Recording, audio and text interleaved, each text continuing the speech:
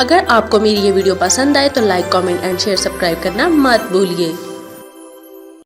بسم اللہ الرحمن الرحیم۔ السلام علیکم آڈینس، کیسے ہیں آپ لوگ؟ امید کرتی ہوں ٹھیک ٹھاک ہوں گے، اور میری بھی یہی دعا ہے کہ اللہ پاک آپ لوگوں کو ہمیشہ اپنے حفظ و امان میں رکھے، ٹھیک ٹھاک ہنستا بستا اور مسکراتا رکھے۔ تو آج میں آپ لوگوں کے ساتھ ایک نئے ناول کے ساتھ حاضر ہوئی ہوں جس کا نام ہے تاتاریوں کی یلغار۔ اس کے مصنف کا نام ہے ہیرالڈی اور مترجم ہے عزیز احمد۔ سب سے پہلے آپ کو اپنے channel Urdu novels and poetry پر ایک بار پھر سے خوش آمدید، اور بڑھتے ہیں نئے ناولز کی طرف۔ اس سے پہلے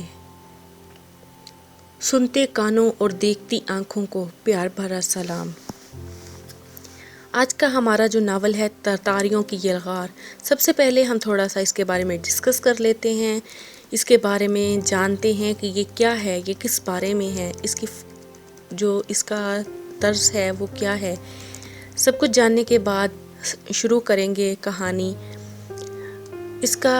اس کے بارے میں دیکھتے ہیں کہ یہ کتاب کس وقت لکھی گئی، اور اس کا جو طریقہ کار تھا یا اس کا کیا مقصد تھا۔ اگر اس کے دیباچہ کی بات کریں تو حضرت مولانا غلام رسول مہر 13ویں صدی میں تاتاریوں کی ترک ساز ایشیا اور یورپ کی تاریخ کا نہایت ہی اہم اور حد درجہ علمانگیز واقعہ ہے۔ انہوں نے اپنی کوہستانی اور صحرائی گاہوں سے نکلتے ہی بحر الکاہل سے ایڈریاٹک تک ہر خطہ پامال کر دیا۔ ایک طرف چین، ترکستان، افغانستان، ایران، عراق، شام اور کفکار کو تہس نہس کیا، دوسری طرف روس، پولینڈ، مشرقی پروشیا، ہنگری وغیرہ میں بربادی پھیلائی۔ وہ جہاں گئے تہذیب و تمدن کی تمام مایا تازیات گاروں کی طرح اس طرح ریزہ ریزہ کر ڈالا کہ ان کا سراغ لگانے کی بھی کوئی صورت باقی نہ رہی۔ جہاں جہاں مختلف انسانی گروہ اجتماعی زندگی کی تنظیمات میں لگے ہوئے تھے، تاتاری ان پر برق خاطف بن کر گرجے اور ہر تنظیم کا شیرازہ بکھیر کر رکھ دیا۔ اگر 1831 میں چنگیز خان کا جانشین دغتائی مرنا جاتا تو یورپ کے باقی ملک بھی تاتاریوں کے تیز رفتار گھوڑوں کی جلا نگاہ بننے سے محفوظ نہ رہتے۔ تاتاریوں سے یہی مراد ہوا کہ گھوڑوں کی تیز رفتار۔ سرحد چین سے بحیرہ روم تک جن خطوں میں اس ہم سور موسم کے جھونکے پہنچے، ان سب پر اسلامی پرچم لہرا رہا تھا۔ مسلمانوں نے 6 صدیوں میں علم و افضل کے جو بیش بہا اور جاہ و حشمت کے جو حیرت افزا اسباب فراہم کیے تھے، وہ آگ اور خون کے طوفان کی نظر کر دیے گئے۔ جن شہروں کے نام آج بھی تاریخ و ادب کے صفحات پر دیکھ کر دلوں میں عظمت و یکانگی کا ایک خاص تصور بندھا جاتا ہے اور انکار و خیالات میں ایک انوکھی روحانیت پیدا ہوتی ہے، وہ سب اسی تاتاری ترکزاز میں تباہ ہوئے۔ اب ان کے بے روح ڈھانچے موجود ہیں جو بعد میں کھڑے کیے گئے۔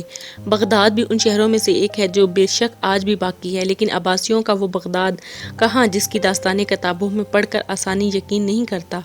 ان خصوصیات کا شہر واقعی ایک وقت میں دریائے دجلہ کے دونوں کناروں پر زیب و زینت کا باعث بنا ہوا تھا۔ اتاتاری جو تھا، جہاں سے گزرے بڑے خلوں اور عظیم الشان کتب خانوں کی جگہ یا تو صحرا چھوڑ گئے یا کہیں کہیں بلے کے ڈھیر پڑے رہ گئے۔ ایک حق شناس مورخ نے بالکل صحیح لکھا ہے کہ ایک ارغوانی ندی تاتاریوں کی گزرگاہ کا نشان بتاتی ہے۔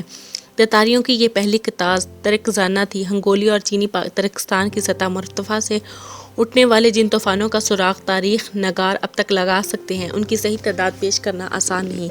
کم از کم 6 بڑے طوفان پہلے آ چکے تھے، اور 13ویں صدی کا چنگیز خان والا طوفان 7واں تھا۔ جن گروہوں نے مختلف خطوں میں پہنچ کر علم و تہذیب کی عالیشان مرکز پیدا کیے، یا وہ وحشت و بربریت کی ستم آرائیوں میں ہی ختم ہو گئے، ان سب کا اولین گہوارہ یہی تھا کہ مرتفع تھا، مثلاً آریا، ہٹی، کاسپین، خزر، افرانک، المان، ٹیوٹن، ہن، گات، ونڈال، ستھین وغیرہ۔ جب کسی گروہ کو کوئی منچلا لیڈر مل جاتا تو وہ پہاڑی سیل کی رفتار سے باہر نکلتے اور اس وقت تک بگٹٹ چلے جاتے جب تک کوئی قدرت مزاحمت ان کا راستہ نہ روک لیتی، یا کسی خطے کی غیر معمولی زرخیازی اغیار گیر نہ ہوتی، یا بالآخرت خیز کا طبی زور خود بخود آخری منزل تک نہ پہنچ جاتا۔ یہی گہوارہ تھا جہاں ابلنے والے انسانی چشمے کے بعض گروہوں کو اہل کتاب اور مسلمانوں کے مذہبی استعفار میں یاجوج و ماجوج کہا گیا ہے۔ چینیوں کا ایک قبیلہ یوئچی تھا، اسی نام نے مخارج تلفظ کے اختلاف سے گزر کر عبرانی میں یاجوج کی شکل اختیار کر لی۔ اس طرح منگول کی اصل موگ تھی یا یونانی لفظ میں یعنی کہ یونانی زبان میں یہ تلفظ میک اور میگاگ بنا، اور جب اس نے عبرانی لباس پہنا تو ماجوج بن گیا۔ اس باب میں تفصیلات پیش نظر موضوع سے خارج میں کہنا صرف یہ تھا کہ شمالی و مشرقی ایشیا کی سطح مرتفع سے وحشی قبائل کا جو آخری خروج ہوا وہ 13ویں صدی کا نہایت اہم واقعہ ہے۔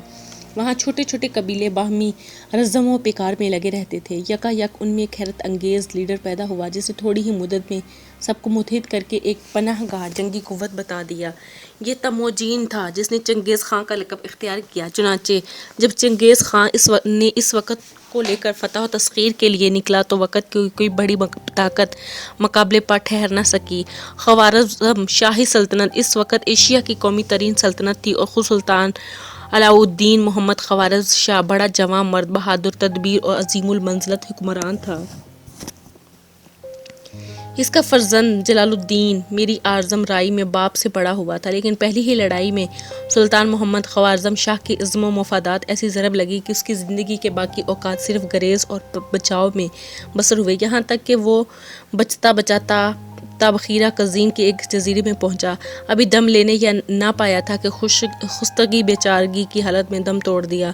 جلال الدین 55 سال سے سب مردانہ وار مقابلہ کرتا رہا۔ انجام کار اس نے بھی شہادت پائی اور تتاریوں کے مقابلے میں دفاع کا یہ آخری بند بھی چٹ گیا۔ چنگیز خان کی اس ترک ساز نے جو سلطنت کی پیدا کی، تمام مورخین کے نزدیک وہ دنیا کی سب سے بڑی سلطنت تھی۔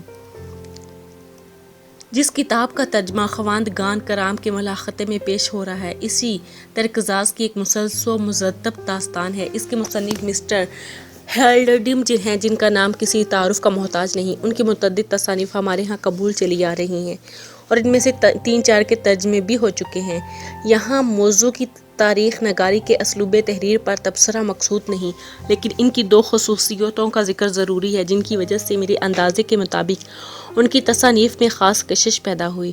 وہ کسی موضوع پر قلم اٹھانے سے پہلے اس کی معمولی جزیات تک معلوم کر لیتے ہیں اور اس کے متعلق شاید ہی کوئی کتاب ہو جس کا مطالعہ بالتفصیل نہیں کر لیتے، خواہ وہ کسی بھی زبان میں ہو۔ ہر موضوع کی جغرافیائی ماحول اور گرد و پیش سے جیسی براہ راست واقفیت ان کی تصانیف میں دیکھی گئی ہے، ان کی نظریں بہت ہی کم ملتی ہیں۔ ہر موضوع کے جغرافیائی ماحول اور گرد و پیش سے جیسی براہ راست واقفیت ان کی تصانیف میں دیکھی گئی ہے، ان کی نظریں بہت ہی کم ملتی ہیں۔ ان 2 خصوصیتوں کی بدولت ان کی ہر تصنیف میں ایسا رنگ پیدا ہو جاتا ہے گویا وہ صفحۂ کرتاس پر الفاظ نہیں لکھ رہے، بلکہ سینما کے پردے پر وہ واقعات کی تصویریں پیش کر رہے ہیں۔ کہتے ہیں کہ ان 2 خصوصیات کی بدولت، یعنی وہ کسی موضوع پر قلم اٹھانے سے پہلے اس کی معمولیت یعنی اس کے بارے میں علم حاصل کرتے ہیں، اس کے متعلق دیکھتے ہیں، اور پھر جغرافیائی ماحول اور گرد و پیش سے جیسی براہ راست واقفیت ان کی تصانیف میں دیکھی گئی ہیں۔ ان دونوں خصوصیت کی بدولت ان کی ہر تصنیف میں ایسا رنگ پیدا ہو جاتا ہے گویا وہ صفحۂ کرتاس پر الفاظ نہیں لکھ رہے، بلکہ سینما کے پردے پر واقعات کی تصویریں پیش کر رہے ہیں۔ میرے نزدیک ان کی داستان نرالی میں جازیت اور دلکشی کا اصل سبب یہی ہے، اور پیش نظر کتاب بھی ان کی یہ 2 خصوصیتیں صاف نظر آتی ہیں۔ محترم عزیز احمد صاحب نے ترجمے میں مصنف کے اسلوب تحریر اور زور نگارش کو اس پیمانے پر قائم رکھا ہے کہ یہ ترجمہ معلوم نہیں ہوتا، بلکہ اس نے مستقل تصنیف کا درجہ حاصل کر لیا ہے۔ امید ہے کہ مسٹر لیم کی دوسری کتابوں کی طرح یہ کتاب بھی اپنے موضوع، لطف تحریر اور حسن ترجمہ کی بنا پر قبول عام حاصل کرے گی، اور بالکل ایسا ہی ہوگا۔ یہ تھی آپ کتاب کے بارے میں اور رائٹر کے بارے میں جس نے اس کتاب کو لکھا، اس کتاب کا ترجمہ کیا، ان کی خصوصیات کا ذکر میں نے کیا آپ کے ساتھ۔ مجھے امید ہے آپ کو اس کتاب کا مین مقصد جو ہے وہ سمجھ میں آ گیا ہوگا۔ اس کتاب کو شائع کرنے کا جو مقصد تھا اور جس نے وہ لکھا، وہ سب کچھ آپ کے ذہن میں ایک ایک لفظ آپ کے ذہن میں بیٹھ گیا ہوگا۔ لیکن اب ہمیں یہاں پر نہیں رہنا بلکہ اس کو آگے بڑھانا ہے، کیونکہ اس میں اور بہت کچھ ہے۔ اس میں چین کی زرد مٹی کا ذکر آئے گا، شہر سوار شہنشاہ کا ذکر آئے گا، ترکوں کا خروج، 5 شہر، ترک اپنی منزل حجرہ اسود، خطا 1157، چنگیز خان، مغل سرحد، عورتیں، معجزہ، دیوار چین پر چڑھائی، مغرب کی شاہراہیں، مغرب کو یلغار اور بہت کچھ کا ذکر کیا جائے گا۔ امید ہے آپ کو یہ ناول بہت پسند آئے گا۔